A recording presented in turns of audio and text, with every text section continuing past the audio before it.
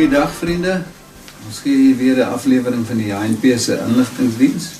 Ons gaan vandag 'n bietjie praat, omdat dit so baie in die nuus is oor Donald Trump se eerste 100 dae as president van Amerika. Ons weet dat Donald Trump het die verkiesing gewen en sy hoofslagspreuk was America First. Hermanus is weer met ons vandag en hy het hom nou mooi onthou. Hy het, as ek kan byvoeg, het ook die slagspreuk gehad, Make America Great Again. Dis reg. Ja. So dit het Trump dan nou baie gedoen aan sy verkiesing. Dit wys 'n mens net in die demokrasie dat die slagspreuk moet nie baie ingewikkeld wees nie. Die mense vat maklik 'n goeie slagspreuk wat kort en kragtig is en tog sê wat hulle wil hê. Trump is in November 2024 verkies as president sy tweede termyn. Hy was verkies in 2016 en hy het gedien in 2017 tot 2020 as sy eerste termyn. Tussenin het Biden van 2021 tot 2024 as president van Amerika gedien en dit was uiters swak. Dit het Amerika baie skade gegee. Baie van die uitvoere en baie van die fabrieke is uitgeskuif uit Amerika uit en daaroor is dit natuurlik Trump se doel om hulle terug te kry. Dis een van sy groot doelwitte. Dis hoekom hy die tariewe so opskuif dat die ouens eerder terugkom in fabrieke weer in Amerika. Ja, want dis tegnologie en dis winsgewend. Nou, Trump het 'n klomp beloftes gemaak, soos wat verkiesings maar werk. Hy het gesê, inflasie sal beperk word, en dit is wel die laagste in 4 jaar, as mens nou dit gaan waarneem, wat gebeur, dat hy iets reg kry. Pryse sou verlaag, dit was een van sy doelwitte ook. Nou, dit is nie regtig moontlik om dit so maklik te evalueer nie, maar daar is tog waarnemings dat van dit gebeur. Dan het hy ook gesê, staatsspandering moet verminder word, verklein die personeel onder andere. Hy het ook belastingverminderings beloof.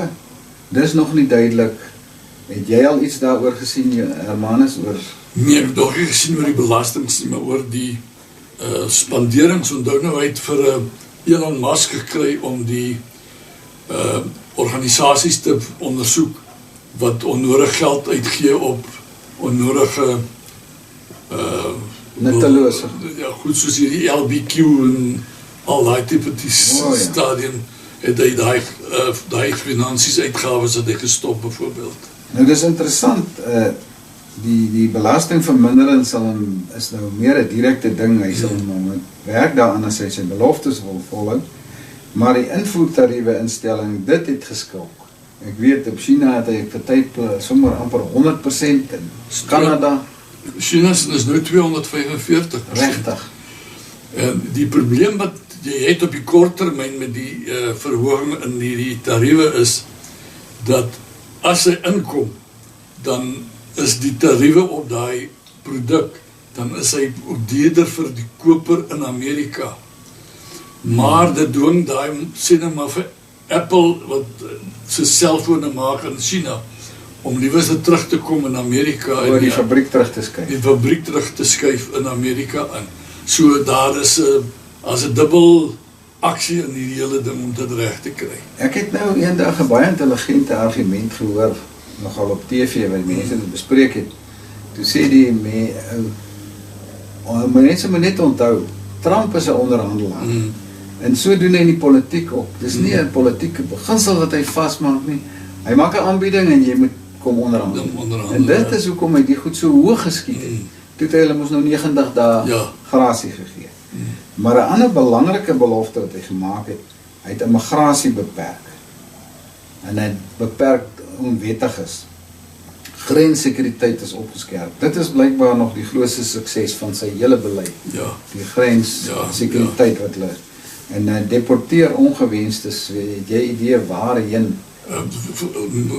Die klomp wat ek gesien het op die internet, wat veral misdaad betrokke was, is Venezuela, ek ken nie die woord, Venezuela toegestuur. En weet nie of hulle daarvan afkom en wat ook al nie, maar hulle soontoe gestuur. Ek dink hy het 'n ooreenkoms met die president daar, laat hulle toesluit. Ja, Dis hulle nie word dat hulle nie toegesluit, vrygelaat word nie. want hulle is misdadigers. Hulle is Dis waar. bendelede, hulle is erg. Nou so, dit is, ek het die getal gesien, is 139.000 wat al so gedeporteer is. Wat meer is dit. Maar So- nou, die slegte ding is daar meer as 1 miljoen al onwettig ingekom. O, ja. So hulle moet nou so stuk Moet van skoonmaak. hulle moet so stuk werk om dit reg te kry. So, dit is 'n paar beloftes wat Trump nou in sy guns het. Ons sal kyk na wat teen hom tel, ook aflegging van federale staatsdienspersoneel daaroor. Ek dink dis waarvoor hy ook vir Nederland gebruik, ja. ja. En klomp mense, nou ons weet die staatsdiens sit maar met baie lomp personeel en dit kan gerus in amper al die lande gedoen word, veral nog in hierdie land. Ja. Fondse beperk ook aan staatsinstansies. Dit's baie fondse beperk en lenings. En hy het gesê hy gaan herorganiseer die federale agentskappe se funksies meer stroomlyn en beter maak. Dit het hy ook beloof. En hy het veral sy veiligheids, die FBI en die CIA wil hy skoonmaak van die ou demokratiese idee van Biden wat teen hom gewerk het. Onthou nou hulle sy huis Mangal, die golfbaan huis van hom, het hulle sy dokumente gaan ondersoek en gaan kyk en so en hulle wou hom toesluit vir klein goedjies en so hy wil hierdie ouens uitwerk dat dit weer ouens is wat omgee oor die veiligheid van die land, ja. Dit maak sin. Maar kom ons kyk na die baie belangrike aspek. Wat is die invloed op Suid-Afrika? Ek het gekyk na verhoudings wat baie gespanne tussen VSA en SA is. Nou daar kan ons nogal 'n paar uithaal nie. As jy kyk na die redes Suid-Afrika en China se goeie verbintenisse, dit kriewel bietjie aan Trump en nog met Cuba ook. Ja, Cuba is onthou nou ons dokters word kammersdag daar opgelei en hulle weermag word weer hier naartoe gestuur en al die goede. Ja, dis ook 'n belangrike aspek.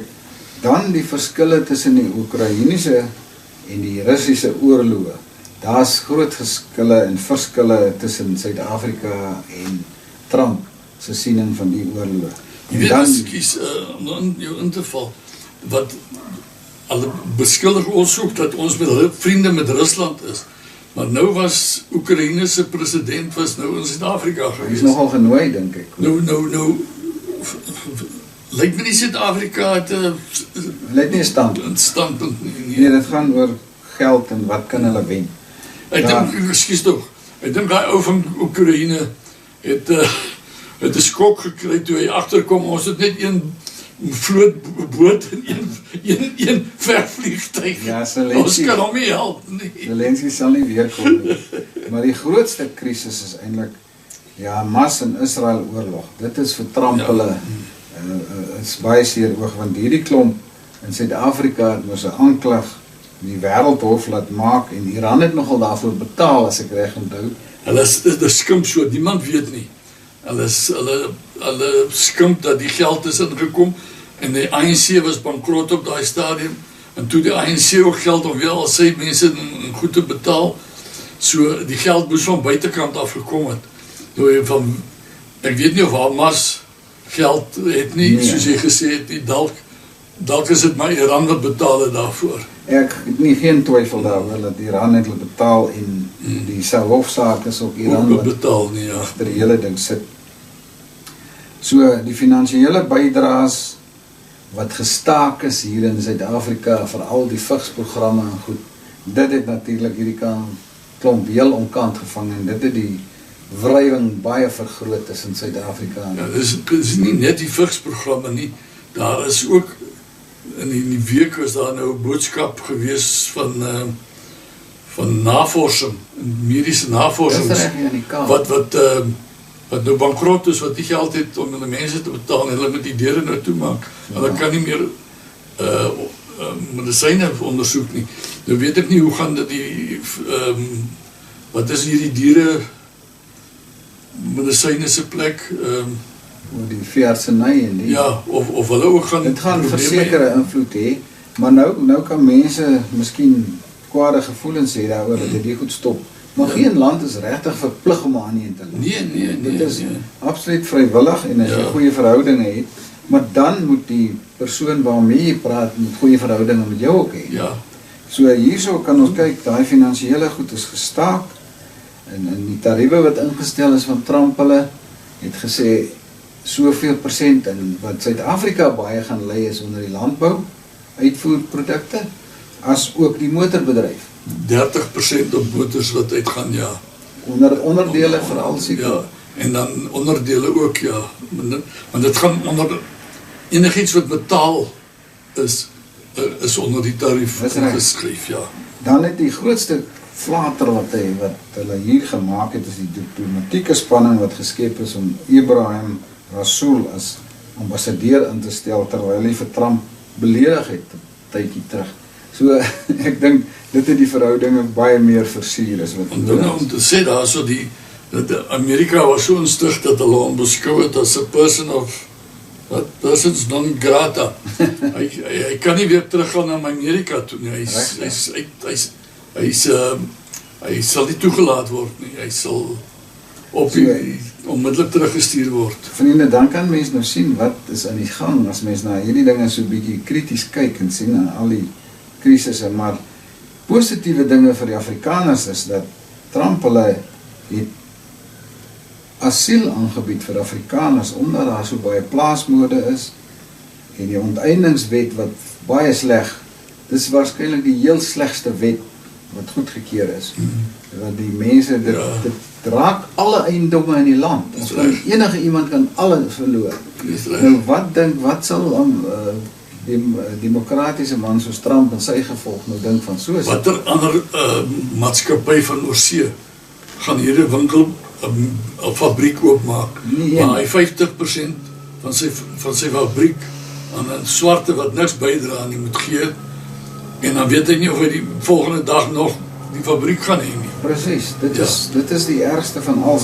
En ek dink, ek het gehoor so in die nuusmedia en gesien dat die mense praat almal nou van solidariteit en nie wat hulle ingelig het. Maar blykbaar het Gary Player ook 'n baie belangrike rol gespeel. Hy het saam met golf gespeel, ja. So het baie ou liberaliste nogal vir Trump in sy span ingelig. Ek dink weer is wat ons Afrikaners doen. Daar was ook DA vrou wat saam met nog 'n ander party se verteenwoordiger wat ook in Amerika was, jy weet so. So hy is op hoogte, dis nie 'n geval dat hulle onkundig is oor Suid-Afrika nie, en ek dink dis hoekom hy so optree. En ons vertrou dat die man daarom altyd redelik sal wees. Ons sien dat daar is bietjie negatiewe opmerkings het uitgekom as gevolg van sy beloftes van hy gaan die oorlog dadelik stop.